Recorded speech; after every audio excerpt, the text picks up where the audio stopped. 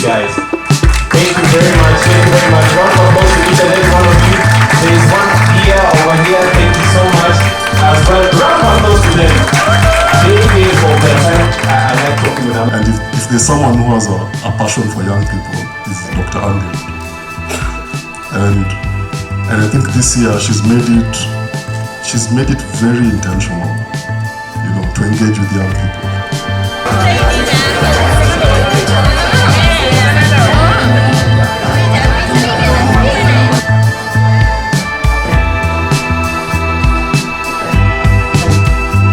I want to appreciate NIMD for this program and for the partnership that you have offered us as the Office of Registrar of Political Parties. Current youth is articulate, he's clear where he wants to do, because the youth form the formidable force of how our country will look today and tomorrow. All I can tell all of you as we commission you out is, don't stop the curiosity. Stay curious, keep learning, keep unlearning old habits. Don't be selfish with what you've gotten from this democracy school. Whatever it is that you learned in semester 1, semester 2, and all the other engagements we've had in between, don't be selfish. Please.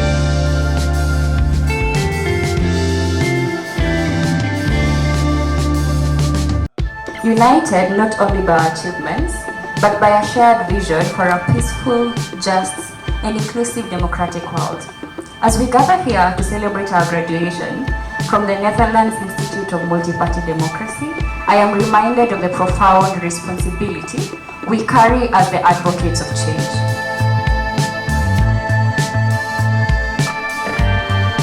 But the hopes and aspirations of everyone we represent today.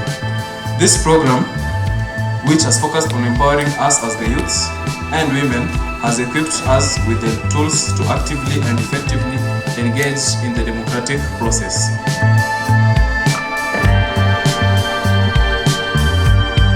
Given us a deep appreciation of the political landscape we navigate. Who knows, maybe I'll even consider opening my own political party.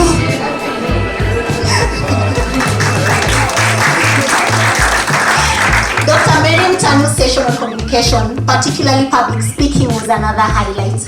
It was here that I was able to identify my strengths and weaknesses, especially when it comes to delivering speeches. The importance of preparation and body language was emphasized, and I'm working every day to improve in these areas. Thank you so much. Thank you for implementing the things that we talked to you about: public speaking, using speeches.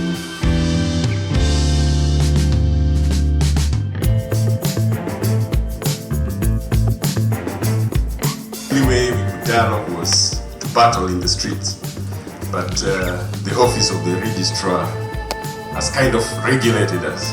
Now, though we still act like madmen in the market, but with some order.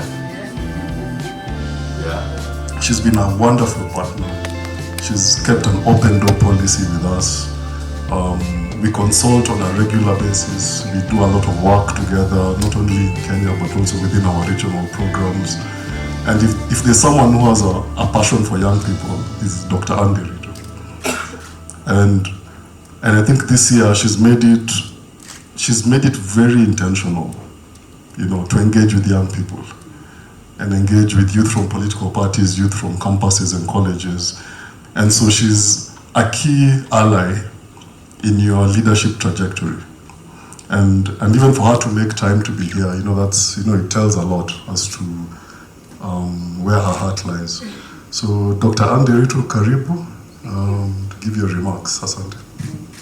Thank you so much. You can imagine the argument, the counter-argument, and what happens in my house, because all of them are politically conscious. They have occupied my house. They have occupied my house, and so that's why I appreciate the current youth as opposed to when you were youth. because the current youth is articulate, he's clear where he wants to do. In our time, Gibson, a parent could tell you which course to take. And then you take because your father has said. Today, you don't tell a child which course to take. He's going to analyze and come and tell you that I'm going to take this course. Some of it, as a parent, you would think, sasa itatokelezea wapi finally, but you have to allow that child make her choice or his choice, so that he live a meaningful life that is making, because that is where democracy starts, that allowing opinion and allowing a person to thrive in the area that he thinks that he has to thrive.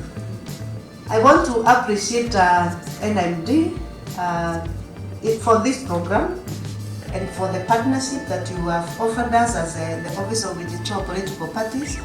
We actually know surely that you are also very committed in matters of the youth.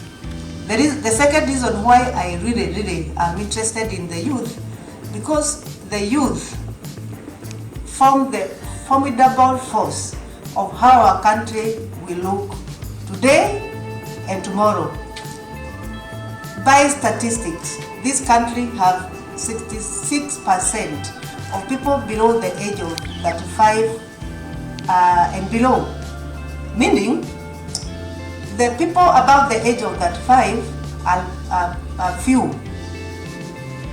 Politics and democracy is by numbers and by representation. There is no way we can ignore the greatest numbers in the population and we take it as business as usual. We cannot ignore the young people, and then it seems that they don't matter. Yet they form the largest number. The same case, we cannot also ignore women, because women also form half of this country. So when we are talking about inclusion, we cannot talk about inclusion without including the demographics that are the majority in the country. And that's why, to me, youth voice must be heard, and it must be heard very clearly. And their issues must be articulated. Time is gone when we used to talk on their behalf. They can now talk on their behalf. And such a program is actually bringing them, giving the voice, equipping them with the voice and the skill, so that whatever they talk, it's more organized, it's better articulated, and it is more focused on how they want our country to be governed. And they also participate in the leadership of this country. So that's why, to me, joining this program, even as a trainer, and even the work we are doing around the country with the university, USPAC is here. We have done a lot of good work with USPAC in terms of influencing the thinking of young people in the universities and colleges.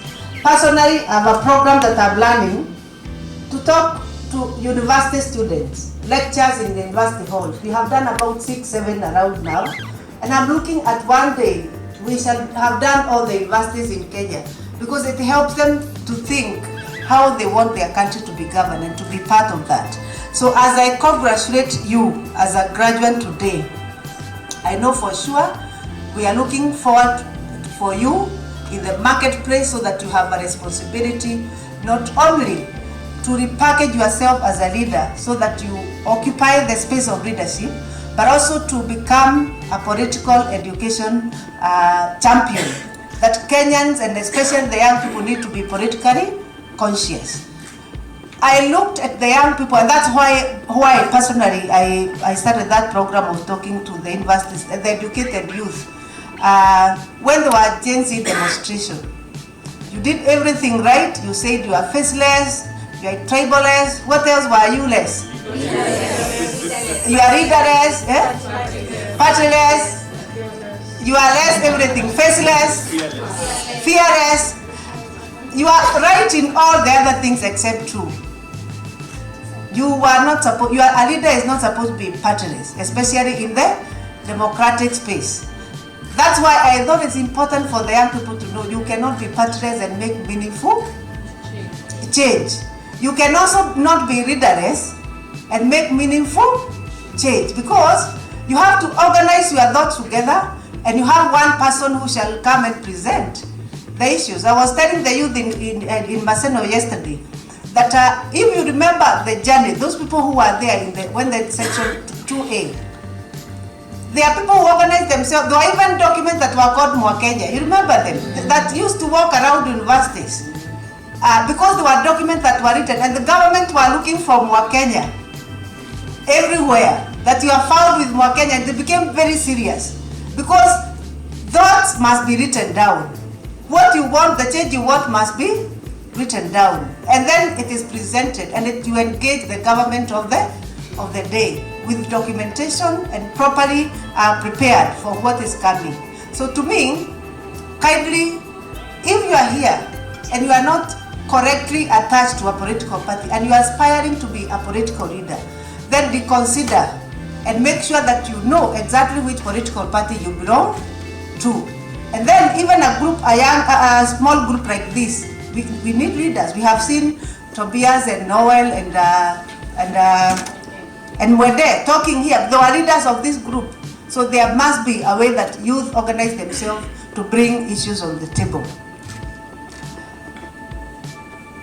Ladies and gentlemen, I request that where you have graduated, just connect with the leadership that is available, because it is a network of leadership. You graduate from becoming a young leader like Chris Mark here when he could not speak, to now holding a rugu, because you have connected with other leaders and you have been under mentorship. So you must seek for mentorship. And you must sit down other leaders who have been there and reason. There must be a two-way communication between the young people and the not too old people and the older people. Those generational conversations must happen. Kindly do not ignore the wisdom of the old. As you bring the fresh energy into the space, listen also to the people who have been there and done that. In the same case, I urge the older leaders like myself and others to listen to the new energy and the new ideas that are coming also from the young people, because they have amazing ideas. They are creative, they are in a generation where they have a lot of information that is processed and it can be able to bring a lot of change. So if we listen, we have intergenerational conversations so that we are mentoring each other. Mentoring is two-way. I'm mentored by young people because their current world is different, and I'm also mentoring them to what need to be done. So kindly, I request you embrace mentorship, embrace networking with the leaders of all generations, so that you become and you are shaped by what is coming from them. The second issue is that when you join political parties, be very keen to establish youth links. We have seen somebody like Anika, when I met her 6 years ago, she was very serious in the youth league. She has now become a gender expert. Nikimuona tu hivi na macho yangu. Nikimuona tu, she has now become a global identity in terms of gender expertise. I was a young girl. Maybe he was like that young girl who was speaking here. One day because when you are of age, you get married. So she got married to a certain family. When he got married, he met the mother of that house. The mother-in-law is cooking fish. It was at the lakeside. So when she was cooking fish, she used to cut the head and the tail. Then they cook the rest of the fish. And he met it's the tradition of that house, that family. So one day she decided to ask the mother-in-law, "Mom, why do we cook the fish? We cut the head and we cut the tail." The mother said, "No, I don't know. Even my mother was cooking like that. So then I picked it from there. So that is how I cook. I cut the fish and I cut the head and I cut the tail." Fortunately, the mother was there. They went to visit her one day and asked the mother, "Grandmother, why do we cut the fish, the head of the fish and the tail, we cook the rest?" He said, "No, don't worry, I met my mother also cooking like that." So, fortunately, the great-grandmother was still alive. So they went to see the great-grandmother. And when they went, she was old, in her late 90s. She was asked, why did you cook the fish? You cut the head and you cut the tail. The great grandmother said, oh, you are saying about that? It is my pan that was small. So it could not accommodate the whole fish. So I used to cut so that my fish will fit in the small pan.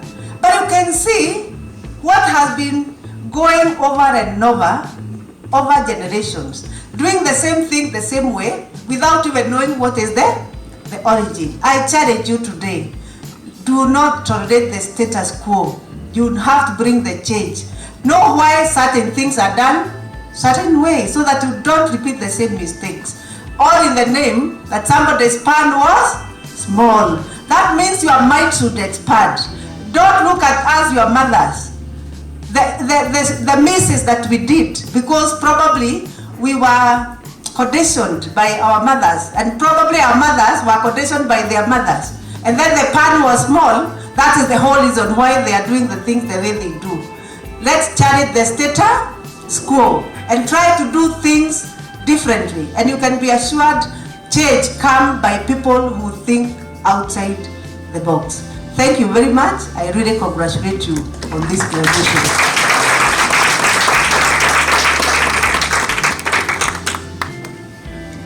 Another warm round of applause to Madam Nderitu for just inspiring the future of